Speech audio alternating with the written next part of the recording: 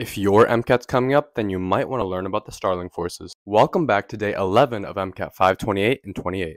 Today's important topic will be about oncotic, also known as osmotic pressure, as well as hydrostatic pressure, which are two primary components of the Starling forces. Now, the major thing that you should understand is that osmotic pressure pulls fluid toward it, whereas hydrostatic pressure pushes things away. With osmotic or oncotic pressure, you should note that it follows kinetic molecular theory as well as the ideal gas law, in the case that the more molecules there are within a fluid, the higher the oncotic pressure will be to pull more fluid toward it. This can be seen in the case of our blood, where albumin, a primary component of the plasma of our blood, primarily determines the oncotic pressure within the vessel. Hydrostatic pressure is primarily determined by the volume of the fluid, which in the case of vessels would be blood. You should note that it also follows the pressure formula, which is force over area. Now, using the kidneys as an example, the hydrostatic pressure from the afferent arterioles pushes fluid toward the Bowman's capsule of the nephron, allowing fluid to be filtered. The net filtration flow from the artery to the nephron is important in the calculation of glomerular filtration rate,